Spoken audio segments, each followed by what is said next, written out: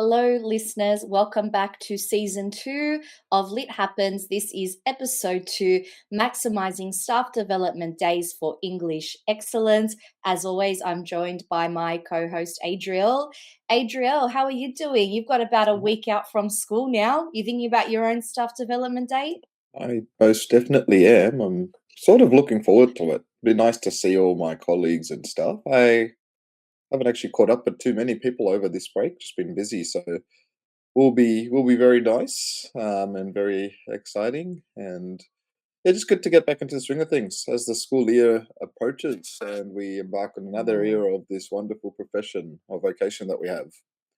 Yeah, lovely. I do agree with you. When you enter some schools do it in their library, some do it in the hall, but when you enter that first morning or the first day Yeah, back, it's really nice to go, "Oh, hi, how are you? Oh, hi, how are yeah, you going?" People that you wouldn't normally see along the day if you've got separated faculties or just in the day-to-day of teaching. And you're yeah. right, it is kind of a nice, positive morale way to start the day. Mm, All right, mm. then let's get into our very relevant lit happens then. Lit or quit, Adriel.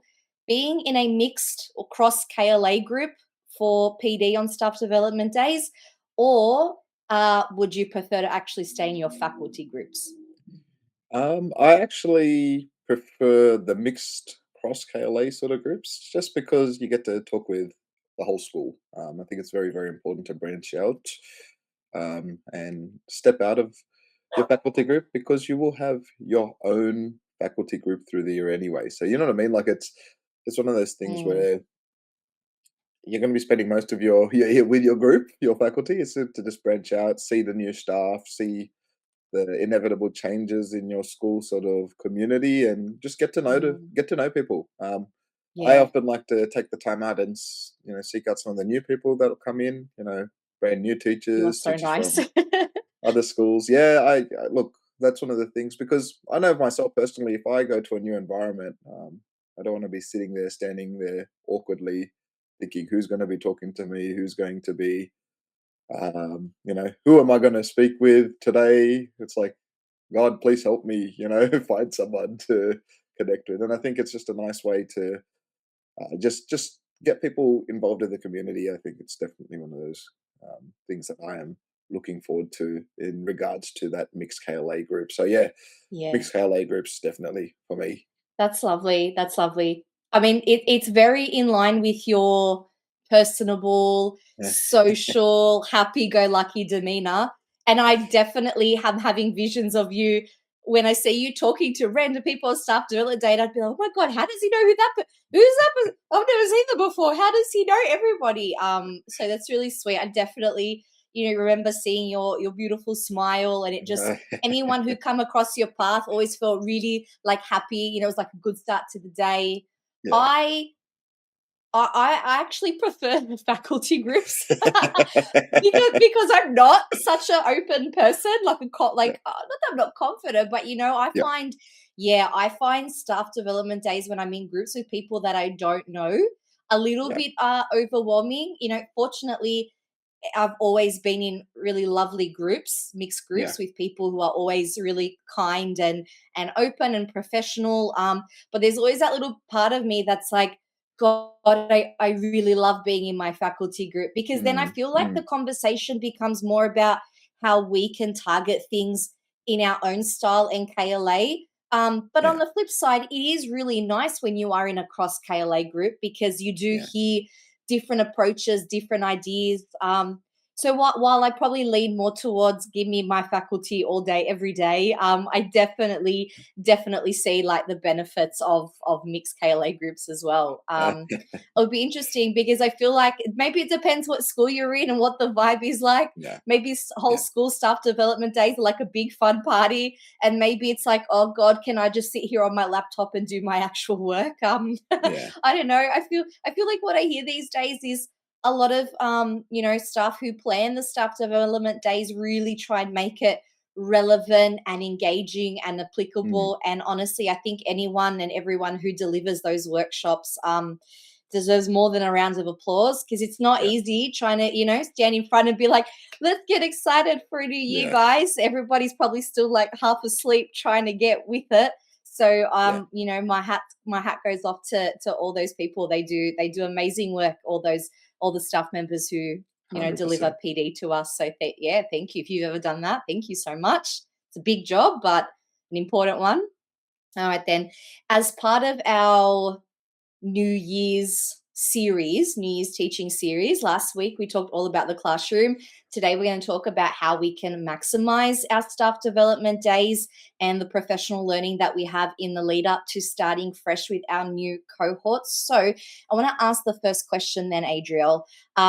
What frame of mind do you go into the New Year's staff development days with? And how does that like mindset and frame of mind really influence what you're going to be teaching or the way maybe you're going to be teaching for that year? Yeah, yeah. Look, I'd be a liar if I said in my early years, I'd be like, why are we doing this? I could be doing X, Y, and Z and all that. But I think as I've just matured and gotten older, I do understand. Look, there is merit to some of the staff development stuff. And I think when we're talking about frame of mind, if you're going to go in with a negative sort of mindset or perspective, everything's gonna suck. Like it's just the in essence, everything will suck. Yeah. It doesn't matter how exciting someone makes something. Doesn't matter how relevant it might be to you because you've got a perspective where this is just I'd rather be doing X, Y, and Z because we have just come back from a holiday. It's not going to serve you any benefit. And again, look, like I said, I'm not trying to be someone that is in denial and saying I haven't had these thoughts beforehand. But I think as I've matured and as the grey hairs start to filter through a little bit more, I do come in with more of a, okay, cool, what can I take out of the day? What are the things Yeah. that are going to be beneficial for me? And, yes, look, I may want to be spending time in my classroom getting ready or whatnot. And, it just goes back to what I said last week where, you have to have that preparedness or that routine down pat before that first day or two of professional development. So I think, going in with a frame of mind where you're just willing, you're open to new ideas and Yeah. not just stuck in our old ways. And again, being stuck in your old ways, look, some things may have worked in the past. And I understand from a leadership sort of perspective and people who are running these groups, often sometimes people who do these activities are asked to do this as well. Like it's good to Yeah. jump on board. It's good to sort of get excited. Look, does that mean everyone jumping around in a circle, playing some clapping game? Is that something that I enjoy? Probably not. But I can But pretend to.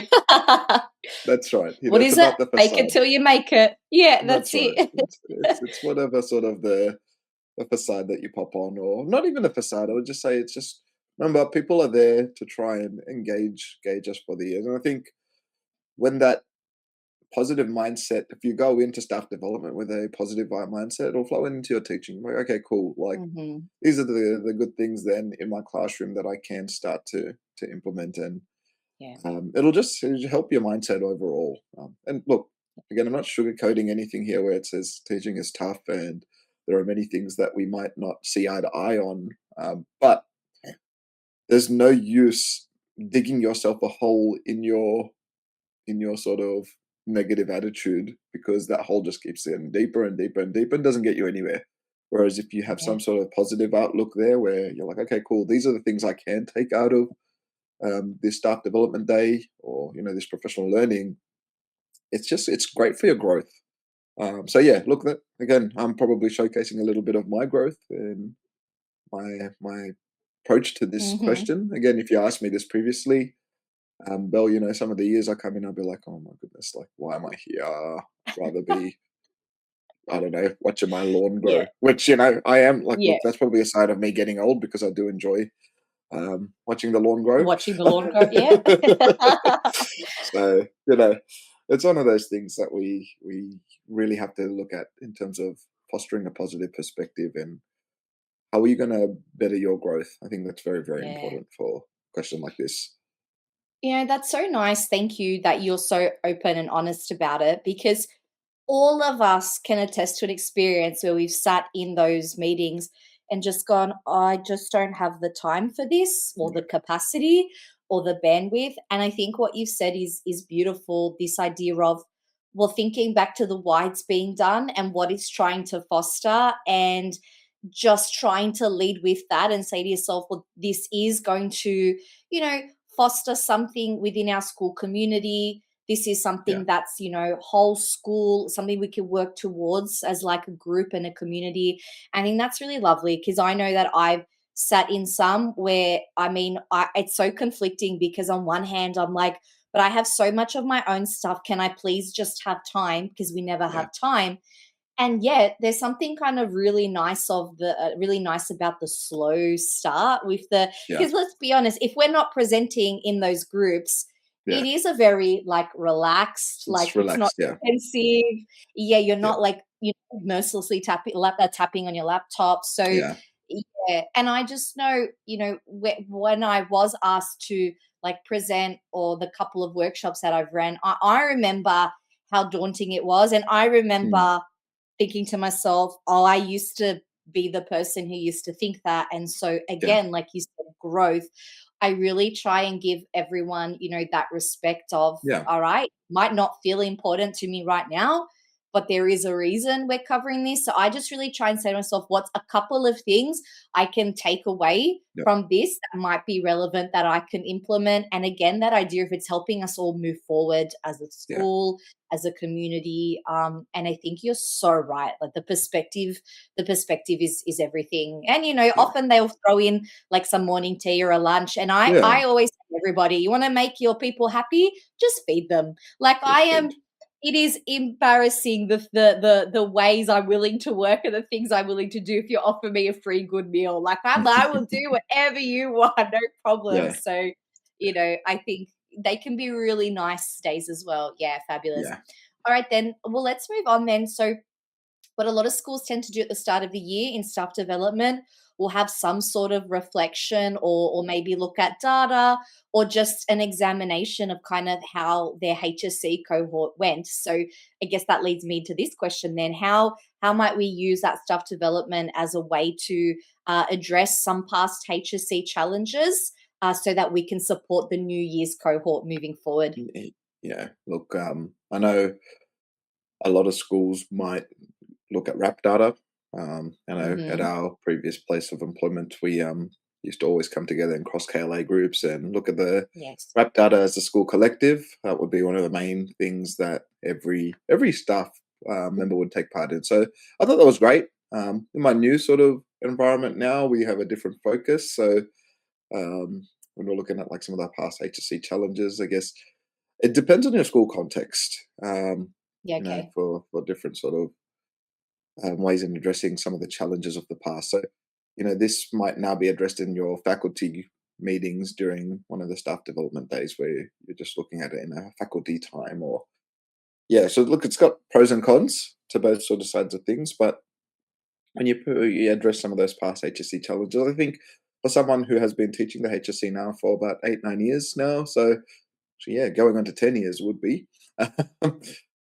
I think we start to see patterns, Yes. which we can, start to look at. So whether that be a weaker cohort that may have just gone through, maybe we had some text types, different areas we're looking at the specific English KLA, which modules went good, where did students, show their potential capacity to show greatest growth from year 11 to 12. Like I think these are different sort of questions that we can definitely ask ourselves through that RAP analysis. But it just depends, Hmm. what your school executive's approach is to the way that we look at this set of data. Yeah. Sometimes, they may have someone external coming in and looking at it and giving you suggestions. So, like, these are different things. I think it's important for all teachers, though, to have some understanding, or if you haven't been told explicitly, ask about it because, Hmm. one day you might find yourself in the classroom and it's always good. It's good to see where kids did well, what you did in your teaching. Like you're reflecting on your own practices as well after. Yeah. Because Yeah. I know I use RAP data, for example, where let's say kids did well in module C and didn't do so well in module A. That means, I'll go and refine my module A notes. I'll go look at them and I'll be like, okay, cool. So what worked with these students? Why? Like, is it all just me or was it the cohort? Like, these are those reflexive questions that you can start to look at when you are addressing some of those challenges in your new cohort then moving in, because they would have already Hmm. been one term into year 12. Yes.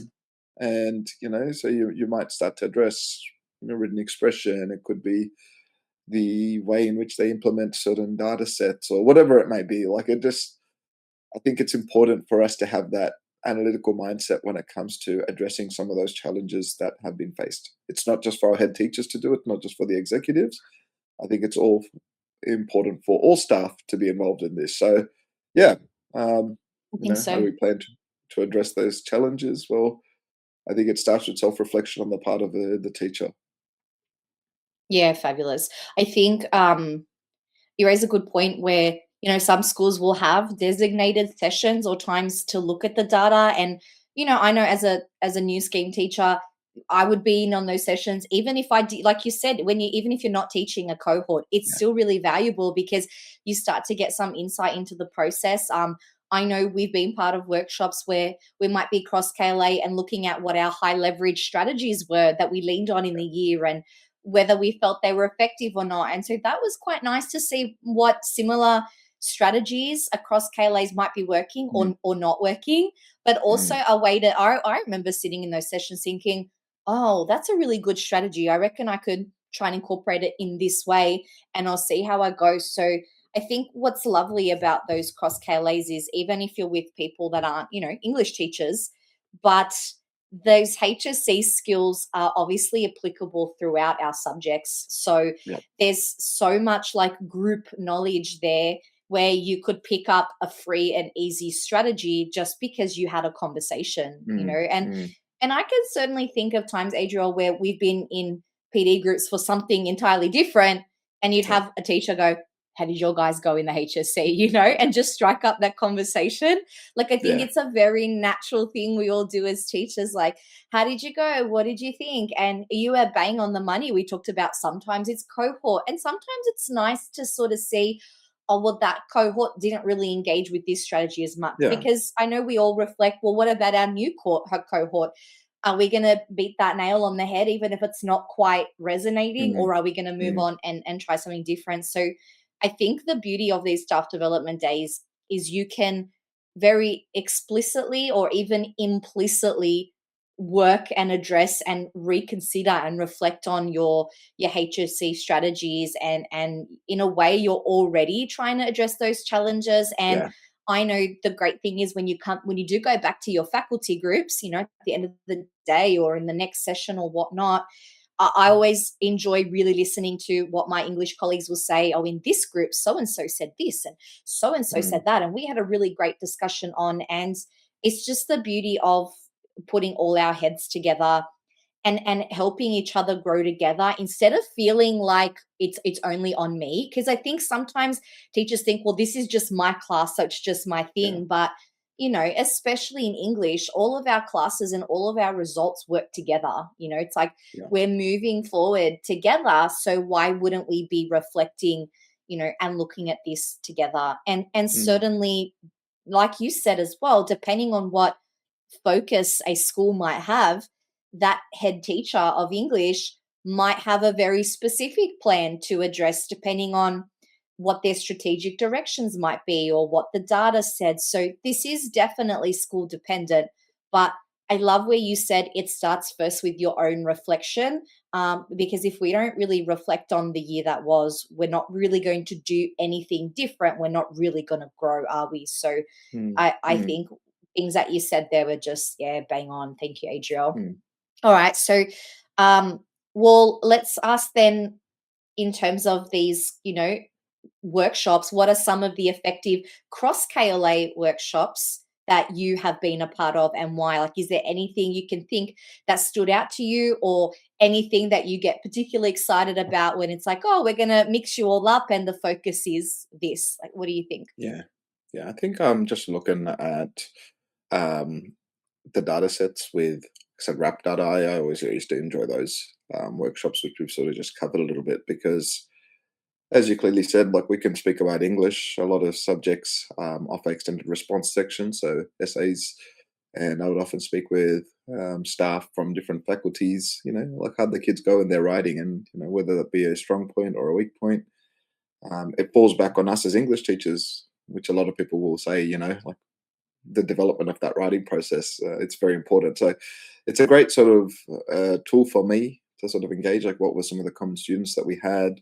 Mhm. How do we encourage growth in the next cohort? And again, I always look at teaching. I think I mentioned this before. It's a bit like a chess game where you're always thinking about, well, what's the next move? There are thousands and thousands and thousands of moves, and the way you stay fresh as a teacher is always be willing to ask those questions, always be willing to improve your craft in and your pedagogy. And if you ever become stagnant, thinking like this is just the way I do it, nothing will change it. I've had success with this in the past. Like I know lots of staff, teachers, or we've all had success with certain students, and there are so many different variables which every single year, things that are in your control, things that are out of your control, fall into place. So look, some effective cross-KLA workshops. I think the analysis of rap data is very, very important. Some people might even say things like, "Oh, well, what if you're placed with a maths or a science person and you're an English person?"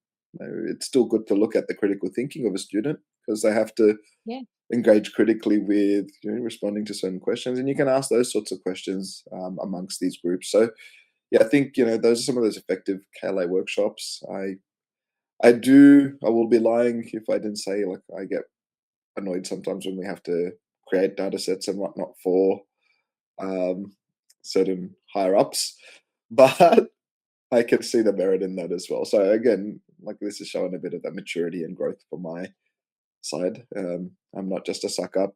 I, I don't necessarily agree with everything, but I think again, going back to that first question that we had, perspective is so so important. So what are we doing to grow, Mhm. and how does it Mhm. affect me? So I think those are the important things, and the ability to ask questions, ask, and Mm. ask. I always tell young staff, ask as many questions as you can, because more often than not, people are willing to help you through your little journeys. That's So so true. Because this yeah, is the best opportunity in a busy school day that you yeah, have in where everybody's in one room, virtually everyone's in one room. Oh, I actually have to ask this particular person this thing. Because how many times have we spent like a whole period chasing someone around the school because yeah, you really want to, ask them something or engage with them, and just in the busyness of the day, it gets away from you. Whereas this way, you have all these people in one room at your disposal, willing to talk, willing to help. mm, It's a perfect place, yeah, to ask questions. I always like when learning support does their presentation about like different students that might need differentiation, or might be struggling, or have some things that maybe you might look out for. Because I know that I would write like a little list, and just eventually when I got my class roles, I would just suss out, is that student in my list. And mm, I mm, mean, we always give students a fresh slate. We talked about this in the last episode as well, but I do find it really helpful to note down. It just gives me that bit of preparation of, okay, these might be potential triggers. And so it will inform me into how I might approach the student, how I might engage with them to try as best as possible get on that like correct and right yeah, foot. And also I really like it too, because I might make then some little amendments to my own lesson sequence, or mm, mm, put some differentiated strategies straight away into the lesson, because I know now, I'm more aware that there are specific things that I might need to target, as opposed to, if you've got a mixed class, that's great because you can try a range of things, but just that little preparation will, I think, makes me feel more confident, and give yeah, makes me feel like I've got a little bit of a head start to try and really get that student on side, so that we can have, a good year of learning ahead. So I'm always really thankful when those ladies get into it and give us all the nitty gritty and the research, and it's always really mm, lovely. Yeah, I like guest speakers too, because usually the yeah, guest speakers are like delivering on something that's very different. yeah, um yeah. and sometimes that's a moment where I'm like, I'm going to put my pen down now and just relax and just Just listen. listen.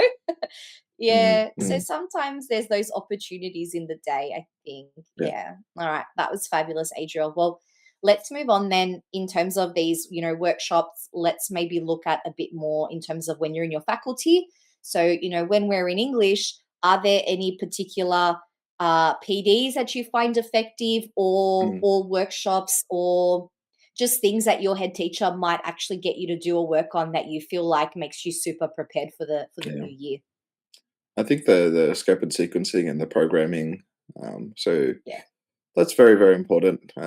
Just getting your head around what you are teaching. I think that's probably the most effective part, especially if you've got new staff coming in to your environment. New staff being your early career teachers or staff that have transferred over, because we know every single faculty is run differently. And then I think it's important to be able to integrate our fellow new staff members into our faculty and then get a Mm, head around some of the things that you'll be teaching, because we know the vast array of different text types and ways in approaching the English syllabus may be very different from where you've taught before. So I think true. that type of PD is very, very important, where we are maybe pairing up with a buddy and just going through the different types of learning that is going to be had in the respective year ahead. So very, very important. And also, just getting that vibe of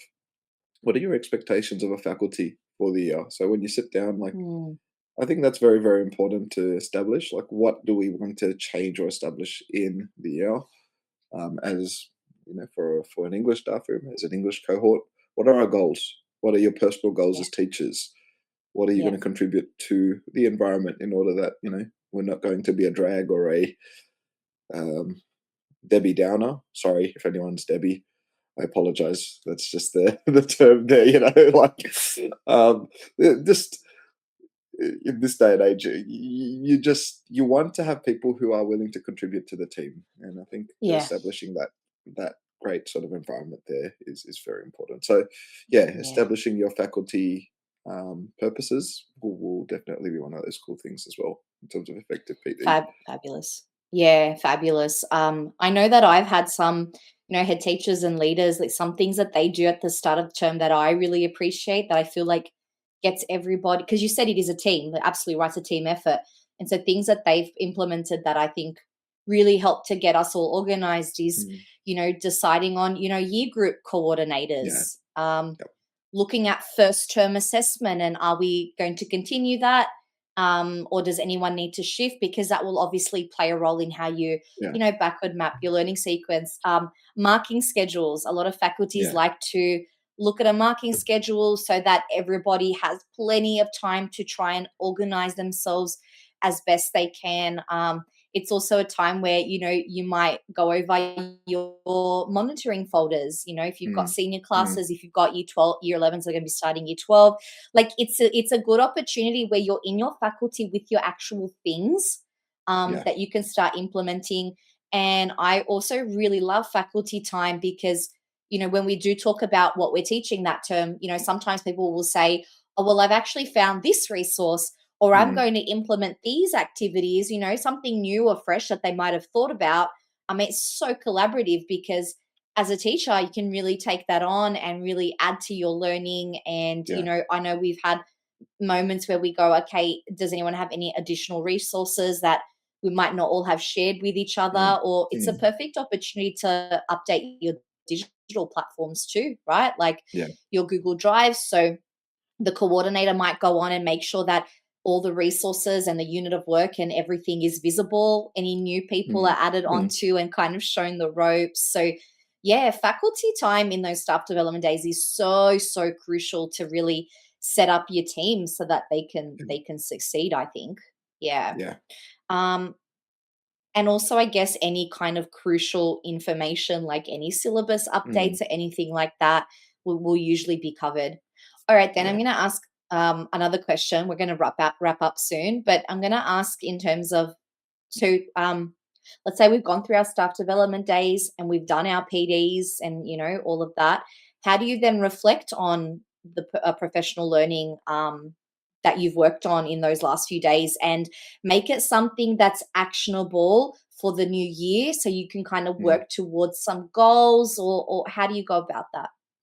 yeah. So, like I said, it's all dependent on your perspective right at the beginning of today's episode. So, if you go in with that right perspective, that right frame of mind, that this is going to be a good year, this is going to be a good time where I can, learn some things, whether it be from your cross-KLA groups in your PD. It might be from your faculty time. Mhm. It might be from the speaker. Jot down a few things. So keep a diary, keep some sort of reminder for yourself where you just, these are the things that I'm going to be achieving this year. I know, I don't know if they do that, but in the department schools, you'll have your plans where you have to write down your little goals for the year as well. What are you going to achieve Yeah. and whatnot, and get them signed off. So, be intentional in those. I know sometimes, again, I'm guilty of this where we just sort of repeat certain goals from the previous years just because it's another admin sort of task. But you could use that time there to actually, be insightful, and make it relevant to you. Make it relevant to you, and I think that's the important thing. It's about finding relevance rather than finding all the negativity. Look, it could be 90% boring for all I care, but that ten Yeah. percent might still be of benefit to you. And I would say, look at the 10%. What is going to help you? It's hard. I'm not saying it's easy. I'm coming from a position where I've been part of that 90%. But I am going to be more intentional now in terms of that 10%. And, have people like, if you're a leader in your faculty, if you're someone who is establishing culture in your faculty, you can't be the person going and thinking this is going to be trash or this is going to be rubbish, because that will then filter down into the rest of your faculty, or new people coming in. If this is what am I walking into? You want to create an environment where it's like, cool, we're all here to work together. People are willing to change. People are willing to adapt, and I think that's been that big learning curve, in terms of reflecting on your PD, but also making it actionable for yourself. So, yeah, those are the key things that I would 100% work on myself, and encourage others to work Mhm. on. Yeah. No, I think you've said it all there, Adriel. Definitely some good food for thought for all of us as well. All right. Any last like tips or ideas to make your staff development days run more smoothly? I know for me, I need to try and have a good rest. I know Mm, I need to bring lots of food because when my yeah. brain starts to wander, a snack does me wonders. Mm, A mm, good water bottle, something to write on. And I think, like you've been saying, all this episode is kind of the right attitude to take it on board. And, yeah. often you'll get an outline of what's going to be covered in staff development day. Write some questions down that you might have, or make some notes about things that were relevant that you would really translate well for you in the new year. I think having that right attitude is definitely key, and try and find a buddy. I know that I always like to have my support person, like a really good friend of mine that I'm really happy to sit with, that I engage Yeah. well with, that I'm focused Yeah. with. Yeah. Yeah. What are Yeah. your last thoughts or No, tips? my thing would be, if you've been part of that school for a while, and you've seen new staff coming in, make them feel welcome. Mm, Invite mm, them in, go talk with them. Like, they'll be feeling just as anxious as you may have been on your first day. And I think that's super good, because so that's super important, should I say, because again, you're all in this environment, which is a very stressful environment, full of emotions, full of people just a lot of times being angry at students at the different levels of um, you know work that we have to do. There's always going to be that pressure. So I think it's very, very important for us to use these first few days to just settle in, be human, show people that you are a human as well, be kind to each other, and you'll have a great year. And I think that's super duper important, as we do move along. But yeah, that's probably those important things you mentioned: the snacks, the water, keep yourself fueled, have your buddy. Very, very important. Yeah. But yeah, that's about it for me. Mm-hmm. No, thank you. Thank you, Adriel. That was really, really helpful. I know probably a lot of people who have done many, many staff development days along the years are probably listening, like nodding along, going, "Yeah, we've done that," or "Yep, I felt Mm, that." And it's really nice, I think, to share our stories and to share, our feelings. And thanks again for being just so honest about, mm. the progression of, I wouldn't say maturity, you're a very mature man, but just like, just the Sometimes. way that yeah, just well, I could think of some really great hijinks, across the years of staff development days when we were younger, but it's always in good fun. and always a morale boost. And I think it's really important, for listeners to hear that, as much as we enjoy our jobs, there are always going to be things that we enjoy a lot less. But it's so nice when somebody like yourself can be honest about it, and how Mm. they've transitioned in their thinking, and how they've tried to change an attitude and progress and move forward. And I think that's really, really amazing. So thank you so much for everything you've No, contributed thank today, you. Adriel. Thank you. Thank Likewise, you. Bill. Yeah. Thanks. So just a shout out to our listeners as well. We've got a QR code just above me right here. If you want to visit our website there, for a few of those resource sort of elements, then you'll find links to the different teachers pay teachers links as well to a few of our resources. And yeah, just jump on board our socials as well, and continue to give us that support as we do continue into our second year of Lit Happens.